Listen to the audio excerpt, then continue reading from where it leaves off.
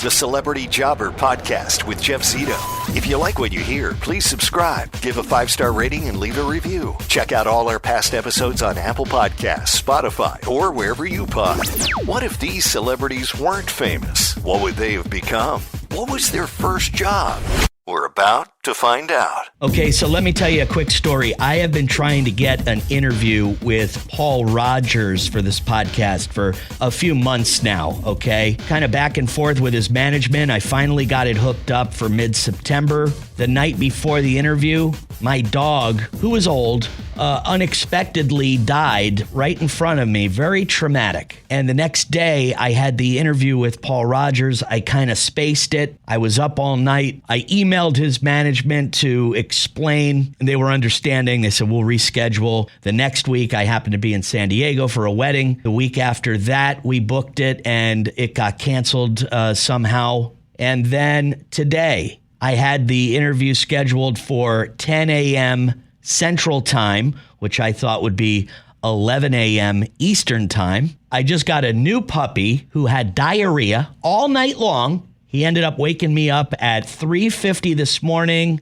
and then I slept with him on the couch until about 7:30. Took him out again, produced a solid deuce. So I was like, great. Let me just go back to bed for like a half an hour, wake up at 8 o'clock and start my day. My pup then starts waking me up at about 10:45 a.m. I quickly get up, freak out, put my clothes on, and I see I missed a call from a strange phone number. Don't really give it any thought. I run to the studio, and as I'm waiting for Paul Rodgers to call, I notice that same phone number has called the studio. I then check my voicemail on my cell phone. It's Paul Rodgers. He thought the interview was 10 a.m. Eastern Time, not Central Time. So now I'm freaking out. Thank God he left a message with a phone number. I called back. It went straight to voicemail, and I was friggin' devastated. I mean, let me tell you, in my opinion, the 3 greatest voices in rock and roll, in no particular order: Chris Cornell from Soundgarden,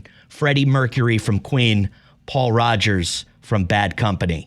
I'm frantic. I'm emailing his management. And for some reason, I said, you know what? Let me try calling this number back again from my cell phone. I called, and guess what? Paul picks up on the other end. I explain the whole story to him, and him and his wife couldn't have been nicer. So we made it happen. Without further ado, my guest this week on Celebrity Jobber, the legendary Paul Rodgers from Bad Company. I mean, I know what it's like because we lost a dog about 4 years ago now called Saxon. He's a big Rottweiler, and we loved him to bits. It was a rescue, and he a Doberman. It was a Doberman, sorry, and you know, he was a rescue, and at the SPCA they just gave him to us. They said, "Oh, nobody wants him. Take him." We're like, okay, he'll probably just live a couple of years, but he lived for 6 years. Oh, wow. And he was a person, really. Right. In so many ways, you know. Did you have a tough time, like, when that dog passed away? Were you and your wife having a tough time getting over it?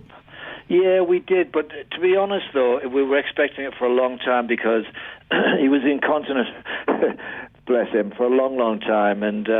And I think, you know, it was a blessing all around in the end. Right. Oh, yeah. Man, it was so hard for us. You know, our dog was wetting himself, too, in bed, and we had diapers on him.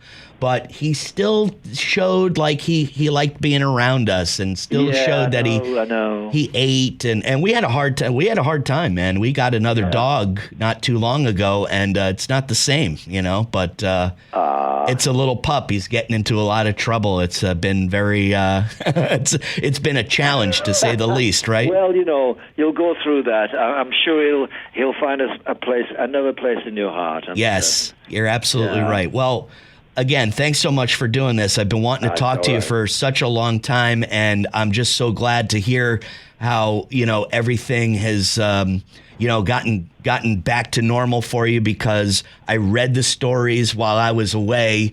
I'm reading these stories about Paul Rodgers having strokes, and I'm going, "What? Wait a second, what's going on with that?" Because I have been in contact with your management for a long time, and they're giving me new songs, and I go, "This guy sounds as good as he's always sounded." So there's no way you could have gone through a stroke. Tell me about what happened. Well, you know, I actually feel better than I've ever felt ever. It's funny. It's quite amazing because I've had a long rest.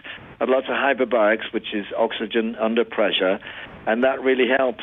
And really, I found that although I was like I couldn't talk for a bit, I had to learn to brush my teeth and how to walk again and all this kind of stuff. I mean, everything. But it was all, the memory was coded inside my brain. It's very interesting that the brain can do that.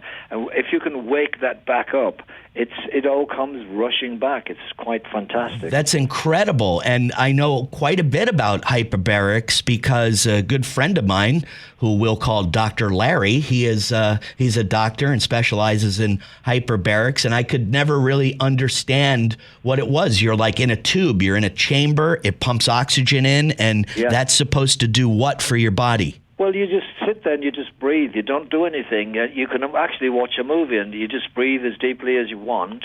I mean, the deeper you breathe, the more more good effect it has on you. And what that does, the oxygen goes into your lungs, and from your lungs it bubbles out into your bloodstream, and then that runs around your brain, runs around your whole body via your heart, and it wakes your brain up. Amazing. It is amazing. I mean, I know another guy, a radio guy, who's had a stroke back in February, and it's affected his speech. And if you can imagine being on the radio, that's affected his livelihood. So he's having a hard time right now. His name's Mark Haney. He's a really good friend of mine. So he should definitely try. It doesn't matter how long you've waited. Just go in, try it, because it's all there inside. And most of the time, I met a guy called Levi, the Four Tops singer. Sure, absolutely. He had a stroke too, and he was in a wheelchair actually. And the Four Tops had invited me for their 40th anniversary, or was it the 50th? Something like that. But anyway, at the after party, I was standing next to him, and he's in a wheelchair, and he's not got a voice. He wouldn't speak, And so I said to myself, well, what do I do? What do I say? And I just sang to him. I sang "The Long and Winding Road" like that. Wow! And he looked at me like, "Yeah, keep going." And I said, "You did a version of that, didn't you, Levi?" And he said, he sort of nodded, But so you could tell that inside, and I knew nothing about hyperbarics at that point, so I couldn't really, say anything to recommend it. But when I think back, I think, wow, he was locked inside and trying to get out, and wow. Unbelievable. Yeah, it's unbelievable how the brain, it's an amazing thing. And when you go through something like that and you lose the ability to do all of these things that you've been doing for years and years and years, you can't do them anymore. And then finally, they all come back. I think that's the most amazing part. Well, it was incredible, actually, to be in the studio because I got the guitar, I was playing acoustic guitar, and I got enough tracks together I had a load of tracks. And we went in the studio, and my core band was bassist Todd Ronning from Bad Company and my solo band. I had Rick Feddick on drums and guitarist engineer Ray Roper from a Canadian band actually called Stonebolt. And when I got on mic and we were doing Coming Home, the first track on the album, it felt so good because I wasn't really sure how I'd be in the studio, and I wasn't really trying to make an album. I was just trying to, see what we can do. And it was just fantastic to be rocking out again. So, yeah. So what do you think, Paul? Is there a tour coming up? I don't want to push you too hard, but do you think you're going to try? Nice of you to ask, Jeff, but I have no plans to tour at this point. But I may do, like, somebody suggested a residency or some nature like that, or something that doesn't involve touring. Or one-offs.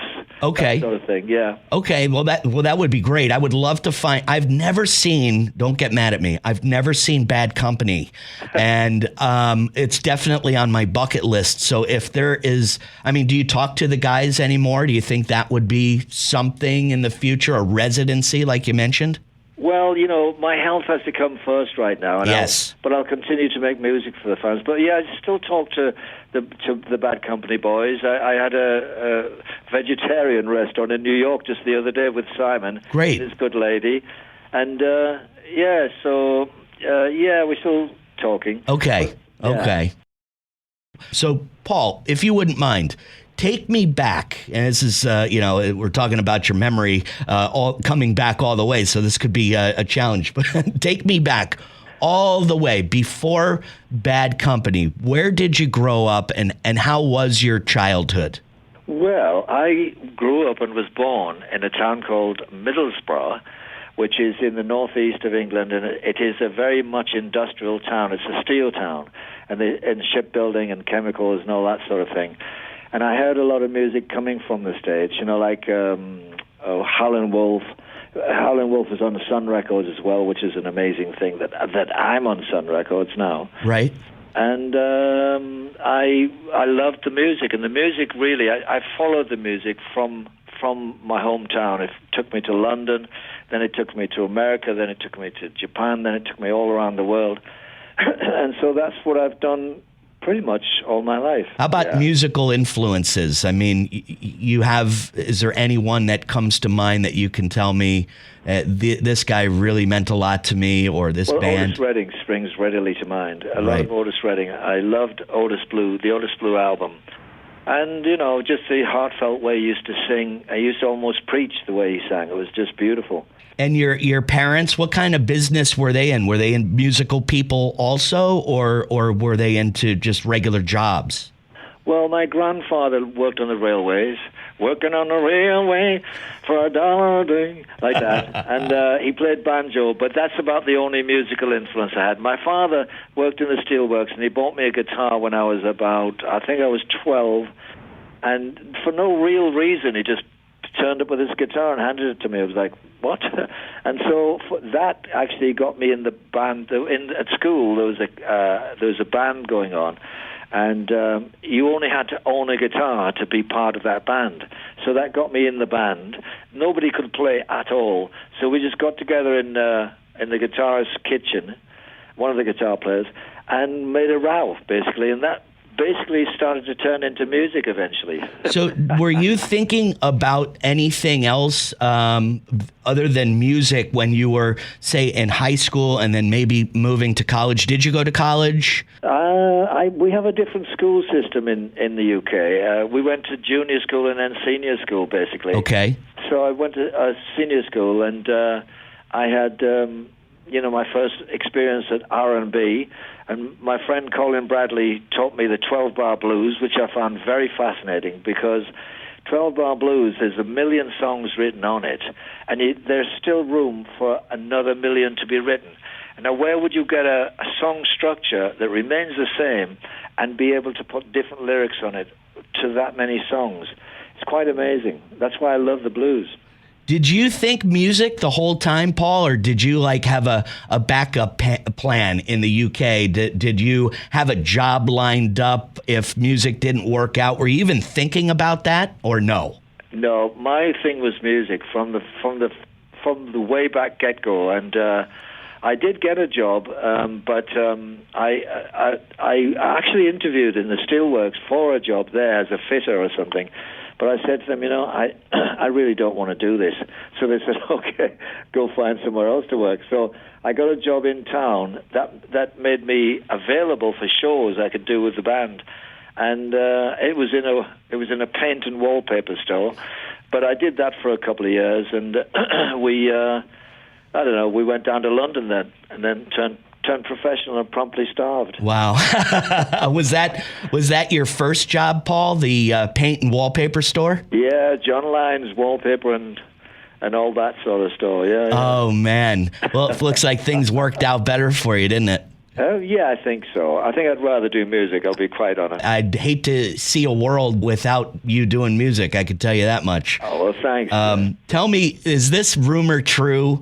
And you probably have confirmed this over the years, or maybe it's just written down and it's make-believe, but I heard when Jim Morrison passed away, the Dors tried to contact you, but you were living off the grid somewhere, no cell phones at the time, but they wanted you to be their new lead singer. Is there any truth to that? Well, with the Dors, actually, I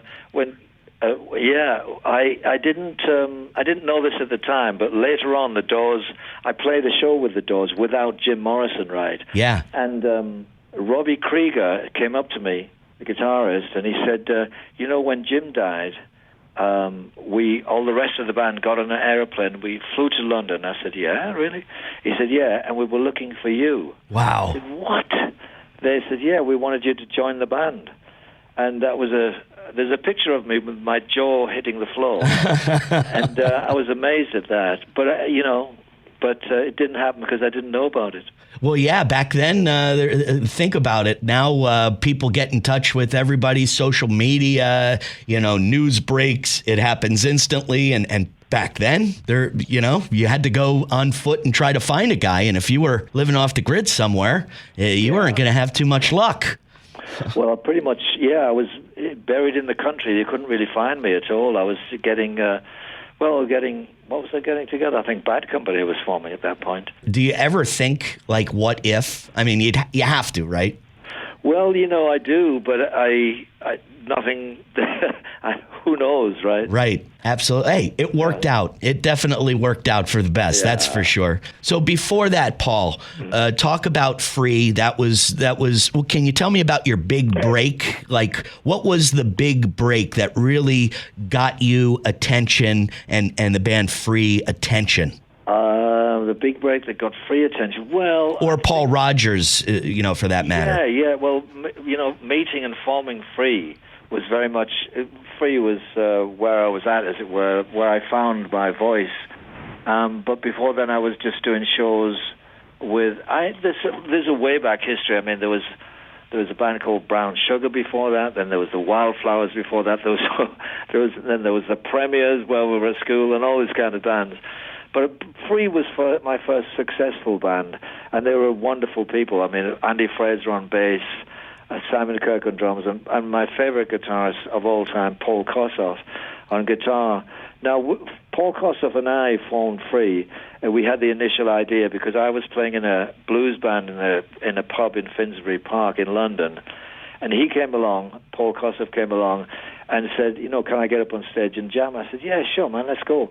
And so he got up on stage and we played some blues. We played Stormy Monday Blues. We played 4 o'clock in the morning. Well, it's 4 o'clock in the morning.